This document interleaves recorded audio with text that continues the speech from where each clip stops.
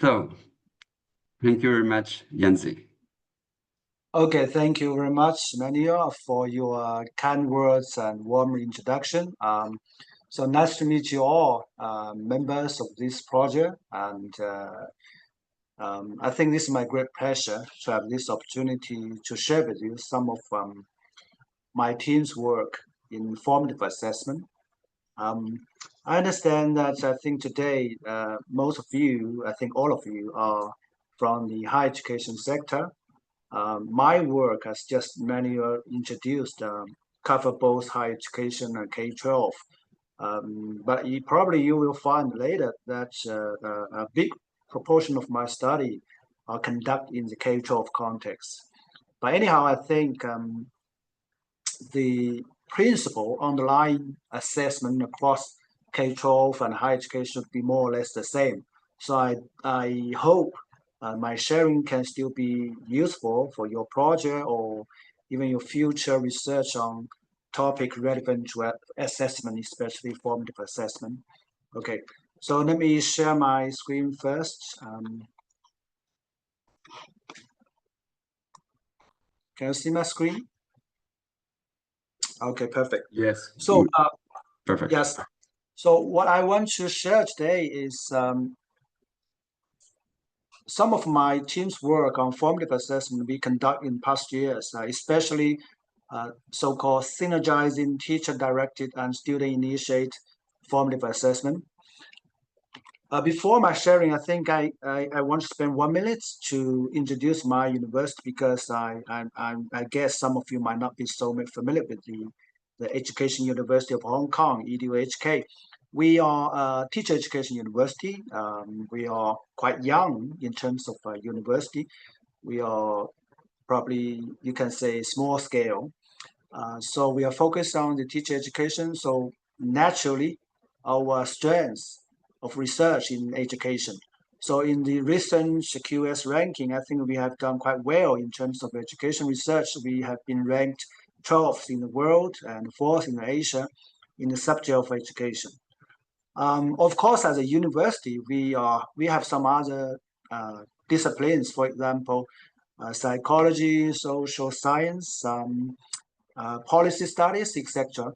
But all these disciplines or researches are quite connected to education. Okay, so you can see our university, the feature of our university is the education path. You can understand that. And now the new slogan of our university is Education Futures. We are trying to lead research trends in terms of what the education will look like in the future. Okay, back to the topic, formative assessment. I think as an education researcher, all of us should be aware or accept this kind of paradigm shifts from the teacher-directed pedagogy to student-directed pedagogy. We always highlight that we need to put students into the center of pedagogy. We need to understand students' learning needs. We need to cater for their learning needs. And we also need to activate students to encourage them to play an active role in the whole learning and teaching process. However, when you look into the assessment practice in classrooms, at least in Hong Kong context, we will find that it's not so student-centered in terms of assessment practice in classrooms. You can see that most of the assessment tasks are designed by the teachers, implemented by the teachers. Most of the feedback are from the teachers. The students more or less like just a passive recipients sitting in the classroom. They are dominated by the teacher-directed assessment. So why? What's the reason behind that? If we have agreed that we need to have a student-centered pedagogy, on the other hand, as a very important link of the pedagogy assessment, we cannot do, or we have not do well in terms of the student-centered assessment. So that's very fundamental questions we need to ask, no matter for K-12 or higher education researchers. So when you look at this picture, what's your first impression? Yes, Melio, do you have any first impression to share when you look at this picture? A huge number of students. Yes. Yes, a huge number. A very long attendance list Yes, for one that's right. single teacher. Yes. Mm. Yes, one single teacher, a huge number of students. So this is a very crowded classroom. And especially when you look at the students' faces, they seem puzzled. Probably they are waiting for the instruction from the teachers. They do not know what to do the next. But when you look at the teacher, she is not lazy. She's doing lots of paperwork, probably taking attendance or marking the assignment, something like that. I think, of course, this is a little bit exaggerated, but more or less it reflects the truth of the classroom, at least in Hong Kong context. That is, one teacher needs to deal with a huge number of students. And when you think about formative assessment, the essence of formative assessment is actually the individualized feedback. But if a teacher is in such a context, he or she needs to deal with more than 30 students in the same classroom. I don't think that's possible for any teacher, no matter how hardworking he or she is. I don't think that's possible for the teacher to provide individualized feedback to every and single students. So I think based on our research experiences and our interaction with local schools, teachers, we found, we need to ask a very important question. That is teacher-directed formative assessment alone sufficient to address the students' learning needs? Because in Hong Kong, there are some, I can give you some background. In Hong Kong, especially for the K-12 education, we have promoted formative assessment for more than 2 decades. But as I said at the very beginning, if you look into the classroom practice, the implementation of formative assessment is still not so satisfactory. And our experiences tells us that one very important possible reason is that the teachers or the schools rely too much on the teacher-direct formative assessment alone. That is, they require the teacher to as many as possible assessment tasks. They require the teacher to provide as many feedback as they can. And but at the end of the day, the teacher found that no matter how hardworking they are, it's almost impossible for them to provide sufficient individual feedback to every single student. And even in some cases, the teacher provides very sufficient feedback to students. The student might not be able to uptake those feedback or take action on those feedback. So this is a question, and this is a problem in the classroom formative assessment. There is a Chinese saying, 授人以鱼不如授人以渔. I believe you do not understand, right? So the meaning of this Chinese saying is that instead of giving people a fish, it's better to teach them to fish. I think that's easy to understand, right? So in the context of assessment, I think we can adopt the same principle.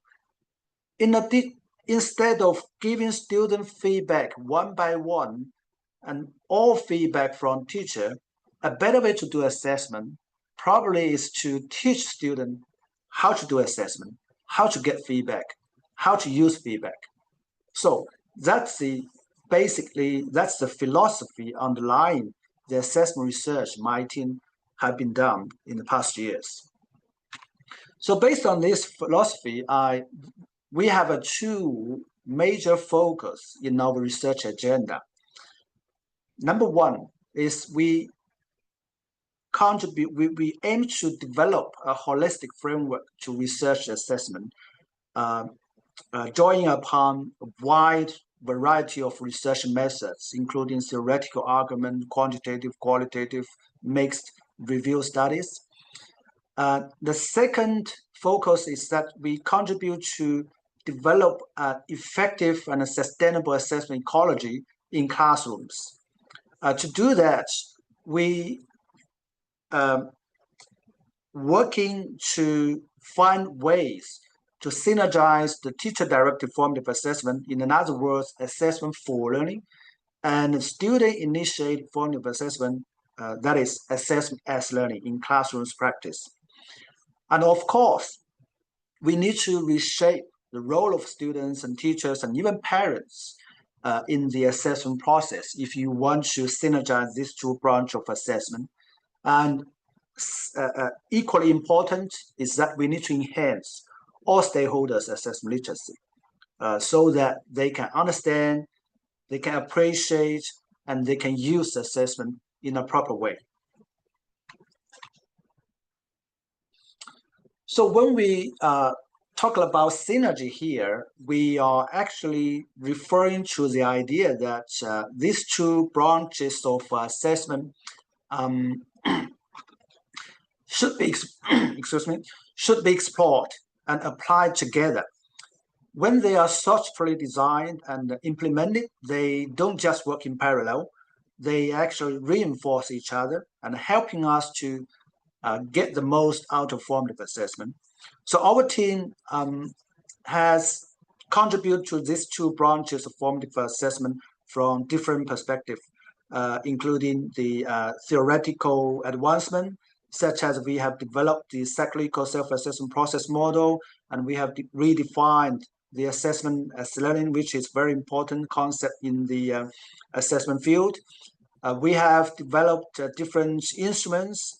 Some of the instruments have been used by your project, I guess, including the self-assessment practice scale, the feedback literacy behavioral scale, and also the teacher formative assessment literacy and teacher formative assessment practice scale. In addition to that, we also conduct empirical studies. We are trying to get some empirical evidence across multiple levels, from policy, school, and classroom, so as to support the effectiveness and implementation of those assessment approaches. I will provide a little bit more details from these two branches of assessment one by one later. So on the student-initiated formative assessment, that is assessment as learning branches, we have developed some theories or models. Based on those theories and models, for example, the new definition of assessment as learning and the self-assessment process model, we developed our own instruments. And based on these theories and instruments, we conducted empirical studies such as the impact of self-assessment, the relationship between self-assessment and self-regulated learning, what are the predictors of student self-assessment practice, and how to design self-assessment intervention. My personal interest is focused on self-assessment, even though we understand assessment as learning is beyond self-assessment, but still self-assessment is very important, unique components under the umbrella concept of this assessment as learning. So I just want to use the self-assessment showcase to understand the principle and the implementation of assessment as learning. Okay, so I will spend a little bit of time to explore what we have done in this line of research. First of all, theory. We have tried to redefine the concept of assessment as learning because despite the frequent use of this term, assessment as learning, research and practice, there is actually a lack of consensus about its definition and the unique characteristics that differentiates it from the other assessment concepts. And such lack of consensus, I think, actually brings a lot of difficulty for understanding and communicating assessment as learning practice in different pedagogy concepts, right? So we have drawn the insights from research in both higher education and K-12 education, we propose a new definition of assessment as learning. Our definition is trying to outline what assessment as learning seeks to do and what characteristics it possesses in relation to the goal of assessment. In particular, we highlight the necessity of assessment tasks providing learning opportunities for students, and as well as promoting student active role in assessment. Because in our understanding, if you are claim that you are doing assessment as learning, you have to make your assessment task to provide sufficient learning opportunity for students. Otherwise, it hardly to define your assessment task as assessment as learning. And this concept is quite accepted in Hong Kong. The Hong Kong government's primary school curriculum guide have just adopted our conceptions, as well as our framework of the different approaches of assessment into this curriculum guide. It's just published in last year. Okay, so most of the government-funded primary schools, they will follow this framework and trying to synergize the teacher-directed formative assessment and student-initiated formative assessment in the classroom. Of course, this is just policy level. Whether the teachers and students can do it in reality is another issue. Okay, so we foresee that there will be plenty of teacher training ahead in order to make this vision into a reality. The second small contribution we have done to this area is we have developed the cyclical self-assessment process model. Our aim for developing this model is to identify the actions and processes involved into the student self-assessment activity.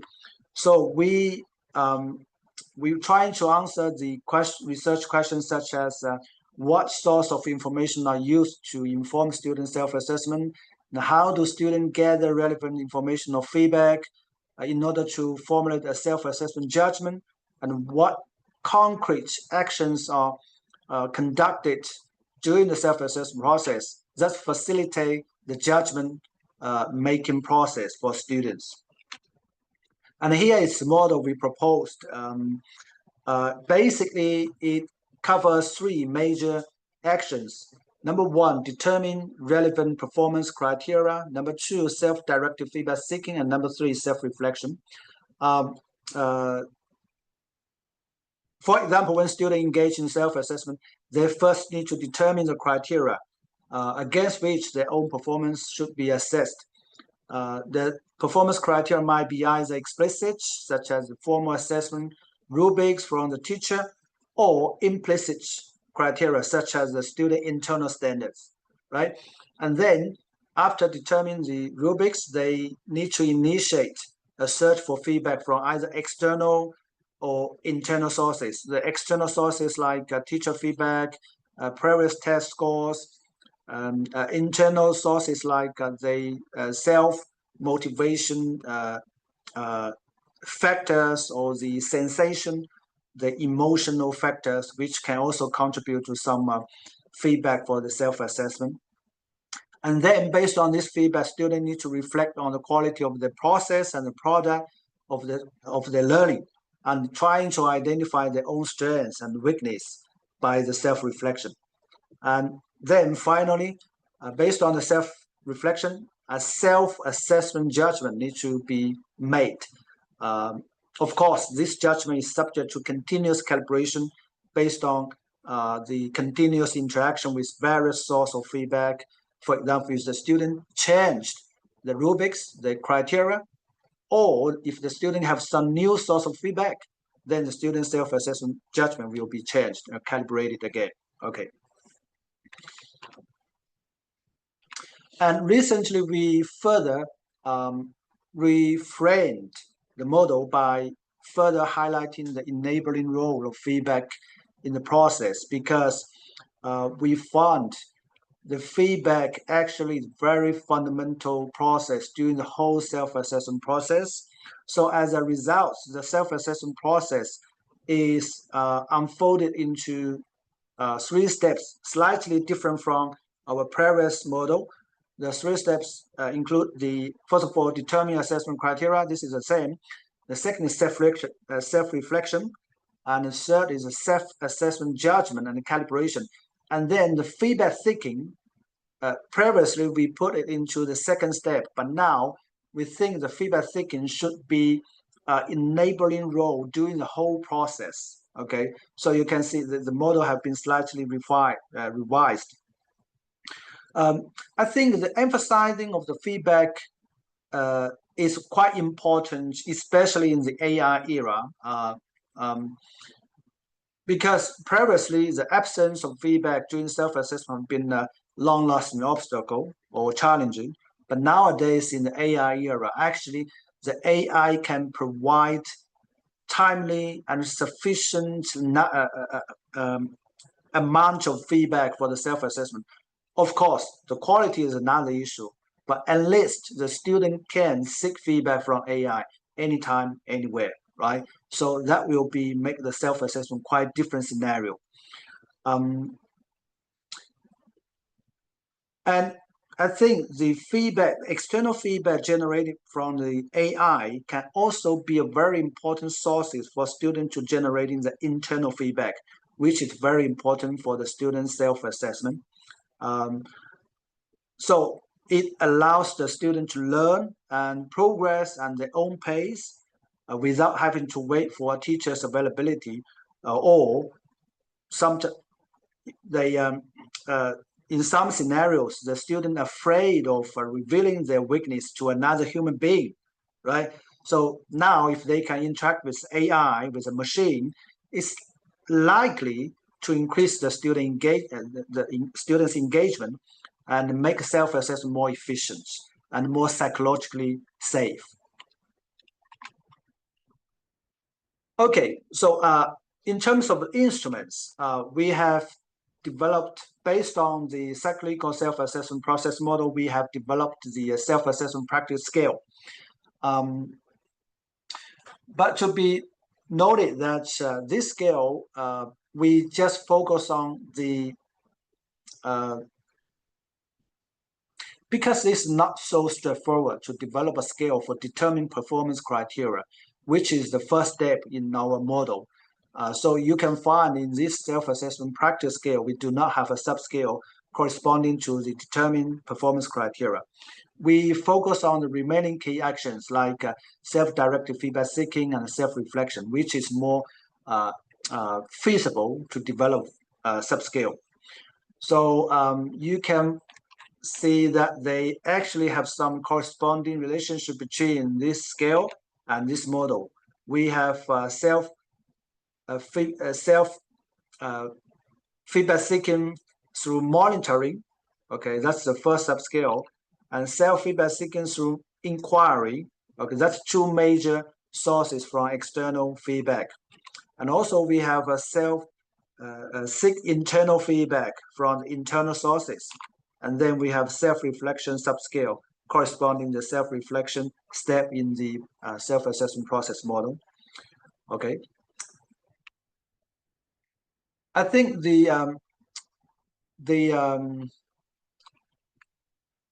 develop this self-assessment practice scale could be a very important step for the further self-assessment research, because not so many scales are available in this area. In addition to the self-assessment scale, we have also developed so-called the feedback literacy behavioral scale. Okay, this is also for students.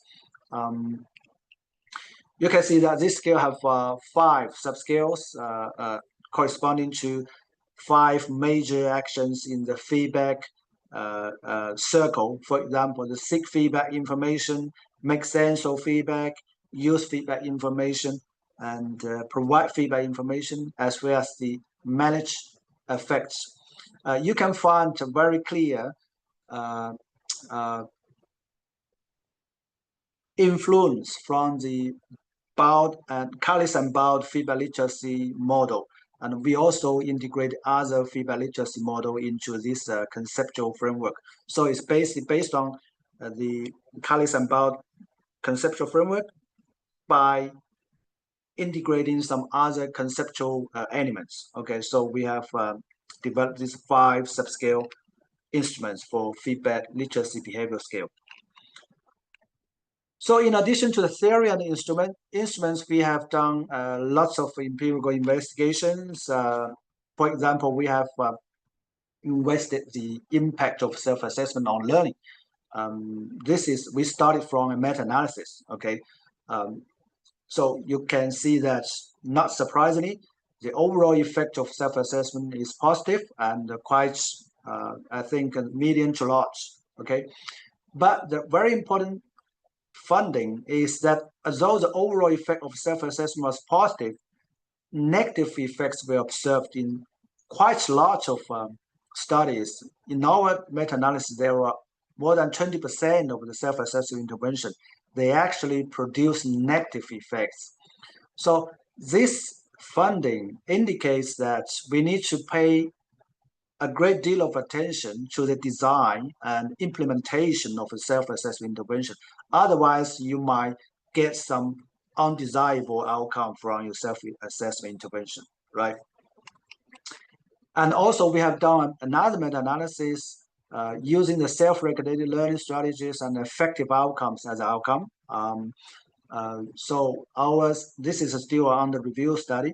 We found that basically the self-assessment, and also we included the peer assessment intervention, they both have a positive effect on desirable learning strategy and effective outcomes. And we also identify some significant moderators. For example, the self-assessment intervention with a qualitative component. For example, if the students are required to write a reflective essay during the self-assessment, and that kind of intervention will have a larger effect on general regulative strategies compared to those without it. Okay, and student self-assessment involving a quantitative component like a self-grading, self-rating, usually result in a large effect on self-efficacy. So you can see that the different design, different feature of the self-assessment intervention actually will result in different effects on students' learning outcomes. And also self-intervention where the student received teacher feedback had a larger effect on metacognitive strategies than those without teacher feedback. Okay. And in addition to meta-analysis, we have done some survey studies to look at the relationship between self-assessment, self-regulated learning, and academic performance. We have done longitudinal research with 3 waves of data connection. We found that self-assessment is basically a fundamental skill for self-regulated learning across the whole process, including the preparation stage and performance stage and appraisal stage. Of course, the pattern of the self-assessment on these 3 different stages are quite different. You can see from this figure. And some interesting findings also include that we found the self-directed feedback seeking through monitoring and the performance stage was the strongest and positive predictor of the student's final academic performance. In other words, if the student trying to seek feedback from their own past test performance, their own assignment performance, it's likely that they will have a higher level of the academic performance.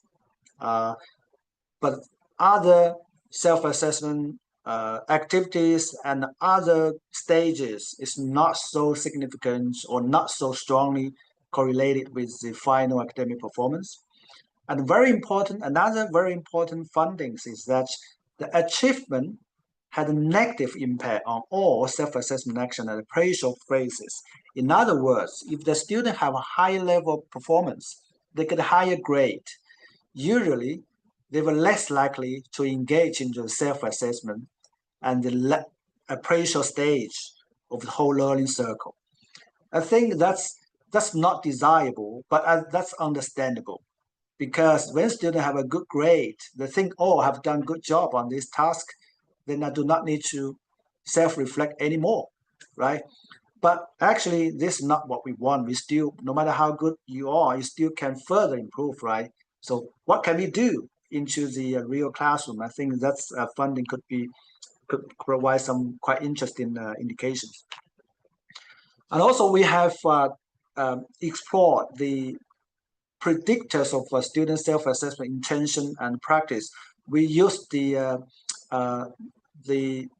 theory of planned behavior as a framework and use the primary to secondary students as targets. We found that the attitudes was the strongest predictor of intention of self-assessment. That is, if the student think they believe the self-assessment is useful, they're likely to have intention to do that. It's just intention, not the practice. What predict the practice strongest is the self-efficacy. Okay, that is, if the student believes they are capable of to do the self-assessment, they are likely to engage in the real self-assessment practice. Okay, so I think this, even though all of the factors into the TPP components, the attitude, the subjective law, the self-efficacy, and also we include another additional component, that is psychological safety. All the factors are significant predictors, but the attitude and the self-efficacy are different. They are strongest predictor of the student's self-assessment. So I think this can provide some insight for us as a teacher. If we want to promote student self-assessment practice, we probably need to, first of all, make them believe self-assessment is good, it's useful. And then we need to try to train them and enhance their capacity to do self-assessment so that at least they can believe they can do it well. Okay, that's two most important, strongest predictor for the self-assessment practice. And then a very important question follow is how to develop the self-assessment intervention, right? How can we help the student to do self-assessment better by integrate these self-assessment components into our regular pedagogy? I think that we have adopted a principle is that we want to develop the self-assessment as simple as possible. The reason is that there is a long-lasting challenge to design simple and relatively cost-efficient instructional intervention in education literature. If an intervention requires too much of teacher workload, it won't be sustainable. It will be pointless, right? So we want to develop some very simple intervention, but still effective. So in terms of the self-assessment and in terms of in these slides, all the research are conducted in the K-12, okay? We found the self-assessment diary or self-assessment mind map are quite interesting and effective methods for the students. So there are some examples we used for secondary and primary schools. So you can see that the design of the diary or the mind map actually are different, depends on the student's background, right? We have done similar interventions in both secondary and primary in Hong Kong, and also in one school is in the Philippines. We have done this in different subjects: Chinese, English, language, math, integrated humanities. And we are trying to make this intervention as short as possible. The student just need to spend 5 to 10 minutes for each diary or each mind map. They just need to do twice or 3 times per week, and the whole intervention just lasts for 5 to 8 weeks. Okay, so all these efforts, we're trying to minimize the efforts required from the teacher and from the students. And what the results, we found quite promising. All these interventions, we found some significant enhancement in different domains. Some interventions have enhanced the students' academic performance. Some have enhanced the self-efficacy or self-assessment behavior or self-regulation strategy or learning motivation. Okay, so all of the interventions have some significant effects on some of the indicators. And I think this kind of diary or mind map intervention, I think the good thing for them is that they are practical, feasible, and you do not need too much workload from the teacher and students. And it's quite easy for teachers to use these instruments into their classroom. And even they are relatively easy to adopt some successful instruments from the Chinese subject into the English subject or into the math subject. You just need to take into account, of course, some subject-based features. But more or less, it's not so difficult to modify them to fit for different purposes. And recently, we have just done a little bit different, or you can say a little bit advanced intervention in secondary school. Because previously we found the self-assessment diary or self-assessment mind map more or less are effective. But we are trying to find a way how to further enhance the effectiveness of this kind of intervention. So we conduct another study, that is, we are trying to look at the synergistic effect of a self-assessment diary and the teacher self-assessment instruction. Okay, so this is also a simple quasi-experimental study. We have 4 conditions: control conditions, the student just receive the regular pedagogy instruction, and we have 3 experimental conditions. One is self-assessment diary alone. That is, a student just do the self-assessment diary. The second is a self-instruction alone. That is, in this condition, teacher will teach the student how to do self-assessment without diary. The last condition is the student do both. They did the self-assessment diary plus the teacher's instruction how to do self-assessment. And we found that only the combined self-assessment diary plus the instruction condition result in significant improvement in both learning outcome as well as growth mindsets compared to other conditions. And neither instruction nor the diary alone produced significant benefit to the students. So I think this study further reinforcement that we need to find the synergy between the student-initiated assessment and the teacher-directed assessment. Because in this case, the student-initiated assessment is the self-assessment diary, and the teacher-directed formative assessment is the teacher's instruction, right? So if we combine them together, the student have opportunity to learn and practice self-assessment simultaneously. The effectiveness is much higher than you ask the student to do alone, the diary or the instruction alone. Okay. That's basically what we have done in this line of research. In the future, I think we will continue to explore the interaction between the student assessment, peer assessment, and teacher assessment, because I think this is a norm in our regular study, right? They always there are a combination of these 3 kinds of assessment, but how to make this interaction maximize the power of this interaction of these 3, I think we still need much more work. And we also want to understand how to design AI-enabled self-assessment, peer assessment in order to better support the students' learning. And there are other quite interesting proposals we are working on is we want to understand the neural mechanism of self-assessment. That is, what's the mental activities the student engaged when they're doing the self-assessment for the learning tasks. Just a proposal at this moment. We hope to have some fundings in the near future.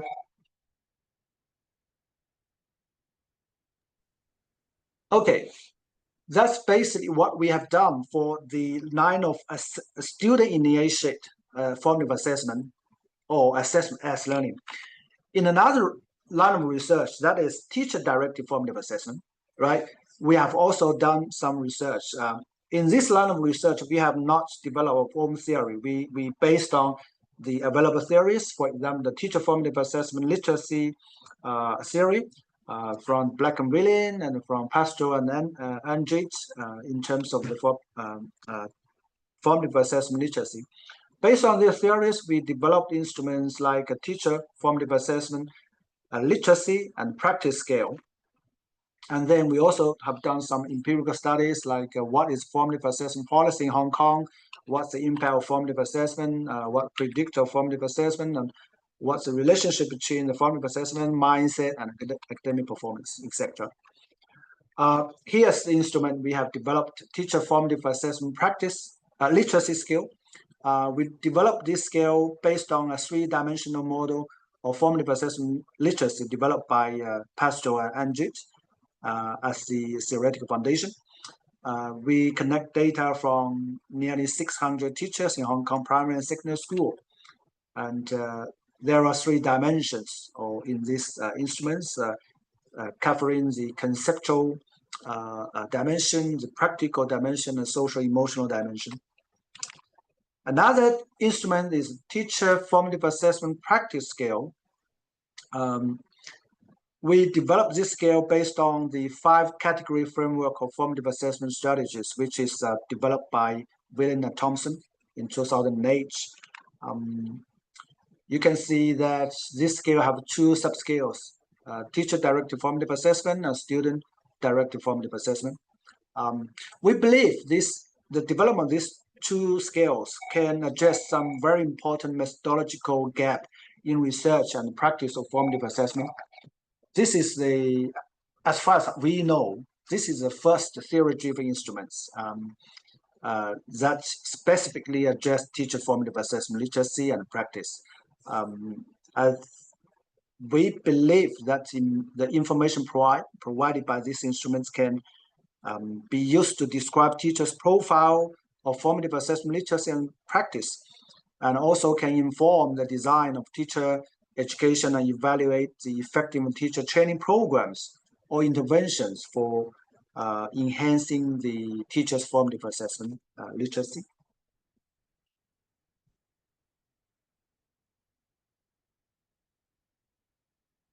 Okay, we have done some research about the assessment for learning policy in Hong Kong.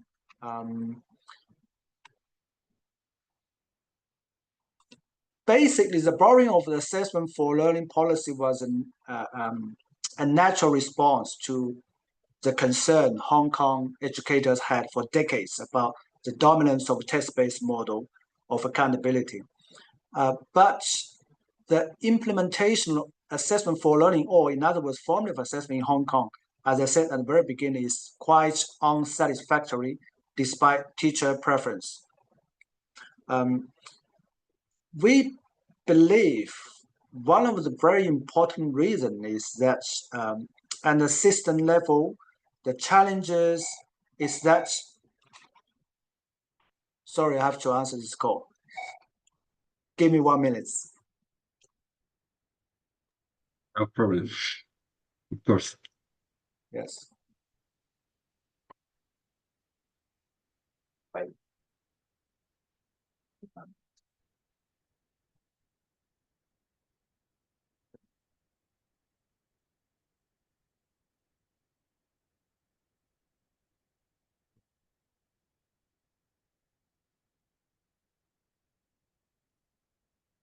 Sorry for that. Yes, so yes, and the system level, I think there is fundamental challenges because of the examination-oriented culture and the original context where the formative assessment idea originated, right? But nevertheless, we believe at the classroom level, there still can be some useful implementation of assessment for learning or formative assessment. And to make this idea a success, we have to offer convincing proof that involving student in assessment and enhancing assessment literacy of all stakeholders lead to better results. I think this is from the policy level, we have to, what we need to do for the next step in order to make the classroom level formative assessment implementation more successful. This is a systematic work. We need both effort from the policymaker, the school administrator, as well as the teachers. In terms of the impact of formative assessment on reading performance, we have done some study using the PISA data. Okay, you can see that we have differentiated the formative assessment strategy into different types. Number one, the clarifying goals and monitoring progress. And number two, providing feedback. And number three, instructional adjustments, right? And our findings highlights the complexity of formative assessment. Basically, this finding shows that formative assessment is multifaceted concepts, and its components and strategies may have different impacts on students' learning. A very counterintuitive finding is that the teacher feedback alone is not linked to the student reading test score, because it seems that there is an agreement that feedback will lead to better academic performance. But when you look at the PISA data, I think not only 2018, if you look at the PISA data for many rounds, you will find there is nearly zero or sometimes negative association between the teacher feedback and the academic performance.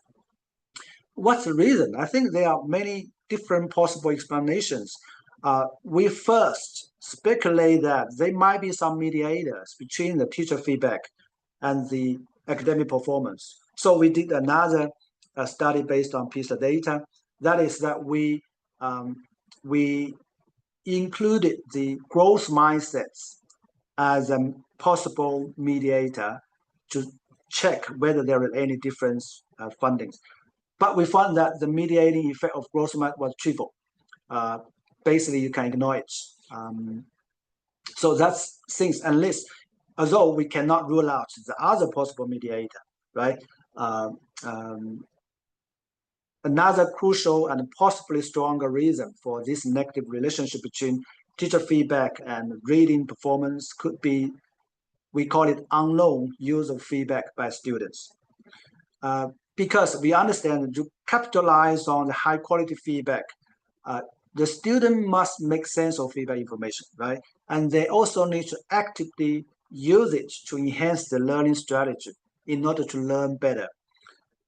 If the student have a very low commitment to processing and using feedback, then you cannot expect too much impact from the teacher's feedback.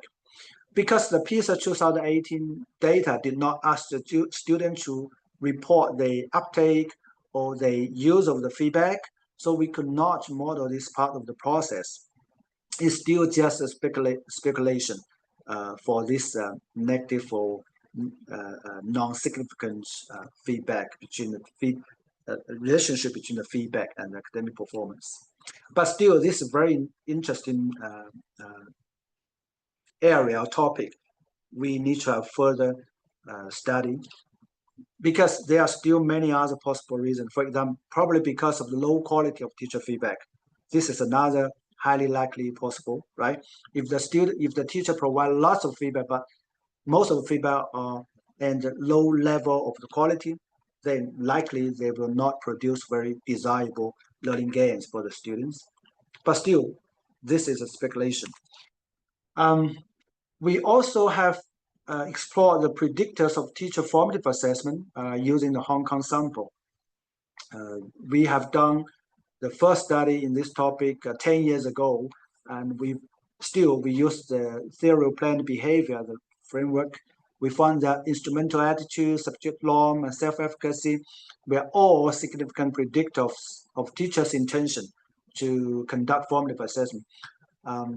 However, all these components were not effective in predicting the teacher formative assessment practice. That is, there is quite weak association between teachers' intention and behavior, also known as intention-behavior gap. This is another reason why our team wanted to delve into this line of research. And also, this is a very important point linked to the picture I showed you at the very beginning. if the teacher understands the principle of formative assessment and they have an intention to do the formative assessment, why cannot do it? Or why cannot they do it well? So I think there's very important, very interesting gap between the intention and behavior. So I think there is a possible explanation is that compared to personal behavior, which is largely determined by one's intention, for example, keeping fit, doing exercise, if the person have a high level intention, likely he or she will do it. But working behavior, like formative assessment, are more subject to the contextual variables. Teachers do not act upon their intention, probably because there are contextual barriers or hurdles that hinder their implementation of formative assessment. So we need to understand this is very important for formative assessment, not only personal factor, but also contextual factor are very important. So based on this logic, we conducted another study that included the contextual factor. That's just recently done.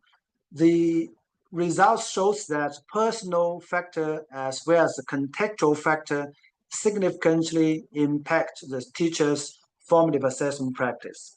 Okay. For example, teachers with fewer years of teaching experiences reported more formative assessment practice. Young teachers are more likely to be trained in the latest formative assessment, or probably they are more open to experimenting with novel assessment methods such as formative assessment, right? Some interesting findings also include that the teachers in schools with more teachers showing more formative assessment, this is somewhat consistent with the social contagion view that more teachers increases likelihood that some teacher will use it and foster mutually supportive formative assessment culture. Furthermore, it emphasized that the importance of professional sharing and discussion to facilitate the formative assessment implementation. And also we have done a review study because we want to have an overview what factors really impact the teacher's formative assessment. We covered 52 studies and identified both personal and contextual factors that influence teachers' intention and practice. The review results shows that the most frequently reported factor are similar, no matter for teachers' intentions or implementations, are quite similar for both personal and contextual. You can tell from this table. The findings also indicate that the importance of the school. You can see there are many factors relevant to the school are quite important factors. For example, internal school support, school environments, they are largely determines the implementation of formative assessment of teachers. And also the interaction within and across personal and contextual factors suggest that teachers' intention and practice should be understood in an integrative approach that you need to consider both personal and contextual factors rather than treating them as two isolated segments. Okay. And then another very important topic is teacher professional development. If the formative assessment literacy is so important, how can we enhance the teacher's formative assessment literacy by useful professional development programs? We have done small scale studies with some promising findings. We found that even just 5-day courses for in-service teachers, many teachers actually have increased their formative assessment literacy, and many of them agree that the features of professional learning communities, such as the collaborative learning and sharing within and across groups, were quite useful in promoting the idea exchange and help them construct their own knowledge about formative assessment. So this is what we have done in this teacher-directed formative assessment. In the future, I think we will also look at the AI-enabled formative feedback provided by teachers. And also very important topic is how to develop adaptive learning with the technology support, especially the AI, large language model. And also we want to explore the relationship between the formative assessment and the feedback literacy, students' feedback literacy, how to, through formative assessment to enhance students' feedback literacy. Okay, so I think time is almost there. I just want to introduce a little bit more information about our team's work. We have developed several websites. For example, the left-hand side, the ARTIST, so-called ARTIST, that stands for Assessment Research to Improve Student Learning and Teaching. We have put most of our research projects, publication into this ARTIST website. On the right-hand side, we have just recently developed another website, mainly for the teachers, for local, especially in this moment for local teachers. We want to provide some authentic, exemplar formative assessment practice for the teachers, so that there are videos, okay, in authentic classrooms. So the local teachers can watch those videos, watch the interview of the teachers, the students, and experts. Then they can reflect how they can better implement formative assessment in their own classrooms. There are some books I want to introduce to you. Our team have published. The first one have been introduced by Emmanuel at the very beginning. We have also edited book Assessment as Learning. So we connected work from different countries, trying to understand what's the normal practice in terms of assessment as learning in different countries, different contexts. And we also have another edit book, Unlocking the Power of Teacher Feedback. This is based on special issue to look at teacher feedback from the students-centered perspective. And more recently, we published another monograph, is Understanding and Developing Student Assessment Literacy, because this is also echo to our assessment as learning philosophy. We want to make a student have a more active role in the assessment circle. So very important topic is how to develop a student's assessment literacy. That's a very important task for teachers to do if you want to synergize the teacher-directed formative assessment and student-initiated formative assessment. And also there are some articles we have published in the line of assessment as learning, as well as in the assessment for learning. Okay, so if you are interested, I will share with you this slides later on, so you can have a look. Okay, the last slides is in the future. I think what my team aims to do is the adaptive learning, because building upon a robust foundation of assessment research, we want to do some research in the area of adaptive learning to enhance the educational effectiveness based on what we have done in assessment as well as in the measurements. Adaptive learning actually is not brand new ideas aware to all of you, but there are still some big questions we haven't answered quite well. For example, what role do affective factors like motivation or emotion play in how adaptive learning work? And how do we design adaptive learning algorithm that truly can optimize the individualized learning path for every single student? Also, on the practical side, there are plenty of adaptive learning platforms out there already, but if we are honest, I think most of them haven't really changed the way we teach or learning fundamentally. At best, they are used as a supplementary tools, and worse, sometimes they just turn into digital drill and practice system, which is not what we want. So our goal is trying to address both the theoretical and practical challenges, and ultimately to make more meaningful and efficient teaching and learning for the teachers and students. Yeah, I think that's all I want to share today. Thank you for listening, and I welcome any comments, questions, and most importantly, the cooperation in the future. Thank you. Thank you very much. I stopped the recording.